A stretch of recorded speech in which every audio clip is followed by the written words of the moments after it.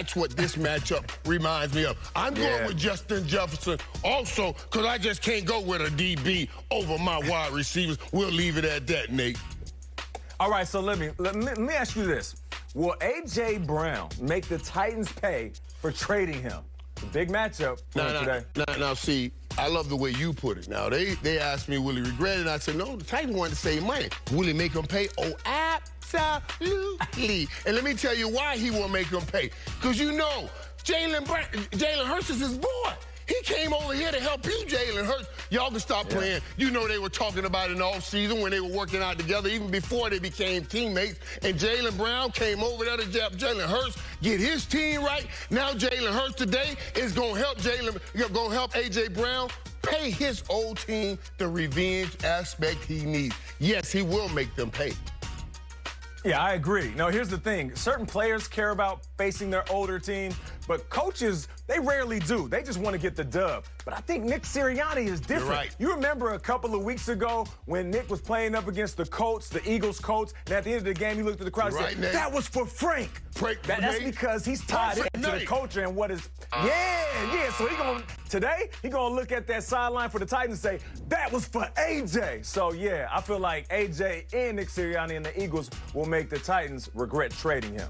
Nate, you are absolutely right. He is an emotional head coach. If he's emotional about Frank, he'll be emotional about A.J. Brown. That's right. And help A.J. Brown go off. Speaking of emotional, Giardi has that emotional coach with him. All right, Nick, a lot has been made of A.J. Brown playing his old team. What's your message to him? Yeah, just go about business as usual. You know, there's always a game in the NFL. There's always multiple games in the NFL where you're playing against a former team, or you're playing in your hometown, or you're playing against your college roommate, and so you can't get wrapped up in that. And so the message has been is just be yourself. You don't have to be anybody but A.J. Brown, and that'll be enough. And you don't have to press. Go out there and make plays like you've been making all season, and you know, you can enjoy it afterwards. I'm curious with your time around Jalen now. You said he has some currency with you because he sees things and they turn out to be right. What has surprised you most about his development? You know, he's playing really, really good football, and it's in all areas, right? It's with reading the defense and going with the right place with the football. It's making accurate throws. It's being a leader. It's running with the football when the opportunity provides for him to do so. And so it's just him just growing in every area of his game, and he's playing like one of the better quarterbacks in this league right now. I think someone sent me something about Tom Brady talking about him last week, and when the best ever is talking about how good you're playing, you know you're doing the right things. Yeah, high praise for Jalen Hurts. Thank you, Nick. Now we're going to send it to MetLife Stadium. Mike Garafolo with Ron Rivera. Ron, I know you don't like to give away the game plan, but I'm pretty sure you guys want to run the ball. I'm pretty sure they want to run the ball. It's December. It's cold. It's classic NFC East football, right, today? It really is. You know, the weather's cooperating. It's going to be sunny but cool for the most part. But you're right. This is going to be a physical football game. What do you tell your guys as far as you got the momentum on your side? How do you keep it going? How do you stay in that mindset? Well, it's really about just looking at the positive aspects of things. You know, something may go wrong. Something may happen that's, you know, not to our benefit. But at the end of the day, we just got to keep pounding away. Your team with Taylor Heineke, I know he's been a spark plug for you. Do you even tell him, like, go out there and have that emotion? Do you even have to have that conversation? Not necessarily as far as the emotion is concerned. The big thing with Taylor is really about, hey, let's focus in on what you do. Let's don't get greedy. Let's take what's out there. Chase Young listed as questionable. I know you're trying to play conservatively. Do you expect him to go today? You know, we're going to work him out. As soon as he gets here, we'll take him outside, see exactly where he is, how he feels. But more than likely, we're probably not going to have him up. Appreciate the time. Stay warm. You can wear that scarf during the game, maybe. Well, I got a scarf, but not this one. Fascinating stuff right there. Saquon Barkley and the Giants need this dub, as you pointed out, Steve, at the very first Sunday storyline of our show back in hour number 1. Willie McGinnis here now on NFL Game Day morning. You're going to go up first. That's your topic bar. Do you think Barkley breaks out of his slump today or what? I think so. I think because of the injuries to the offensive line and what they've been dealing with the tight end injuries, it's affected them. Okay, they run the football, and if you can't run 12 or 13 personnel, what they was doing with Saquon, it kind of affects that. Now, the last couple of games, he's had fewer than, 40 rush yards, and over the past 4 games, fewer than 20 or less yards at receiving, which means they're not even throwing the ball to Saquon Barkley. Brian Daboll understands that he is the engine that makes that car go. You got to get him going in a running game. Healthy offensive linemen will help with that. And then put them back in a receiver position to get them the ball in creative ways. You got to do those different things. And this is the game against their divisional rival to get it going. Yeah, I agree. You know what else broke out of their slump? Rich's shoes. Check them out over here. Oh, my gosh. Yeah, oh, yeah. What are those? Michigan? No, this is called My College, Mike Cleese. Oh, my gosh. All right. All right. Let's get back on track, okay? Willie, I agree with everything you just said, but you know what? It's going to be tough to get out of that little slump. Because this defense in Washington's pretty darn good, right? They've been drafting all these first-rounders, right? Deron Payne and Jonathan Allen and Montez Sweat. They were hoping to get Chase Young back, but he's not going to make it just yet. But anyway, you know what? They don't have the great threats on the outside in the passing game. Darius Slayton is, 27 catches or leading receiver, so all eyes will be on Saquon Barkley to slow him down, right? Yep. Anyway, if again, Odell Beckham Jr. is making his choice in the next 24, 48 hours, one would think the Giants winning would go a better way for them to try and get him into their building rather than losing 4 out of their last 5. This is a pretty darn big game.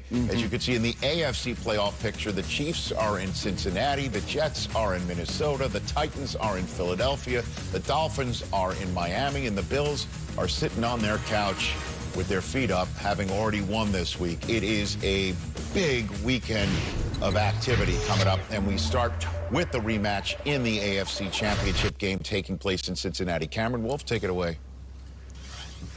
Rich, Patrick Mahomes spent much of the offseason working on his patience as a passer, particularly on schemes where defenses rush 3 and drop 8 into coverage, like the Bengals did in their AFC Championship win. They picked off Patrick Mahomes twice in the second half in that scheme. Now, Mahomes' patience has allowed him to stay in the pocket more, move defenders with his eyes, and we've seen less of those Houdini backyard plays that he's made so popular. But really, it's the evolution of Mahomes as a passer, as a quarterback that's had him as the front runner of this MVP race. And one stat that sums it up, he has 22 touchdown passes this year and 10 of less air yards, most in the league. No other quarterback has 12. And so I talked to Bengals corner Mike Hilton this week. He said, I've seen Mahomes' evolution, but we have something different planned. Watch our pre-snap disguises. We want to show him one thing and have a play another. And so keep an eye on that chess match. Now to Kurt for more on this matchup. Thanks a lot, Cam. And let's take a look at, this matchup from last year. You see that points in the first half, points in the second half, pass TDs against the interceptions, first half to second half. And so it was a tale of two halves in actually both the games that they played last year, joined by Emmanuel Sanders here. Good to have you in the house, E.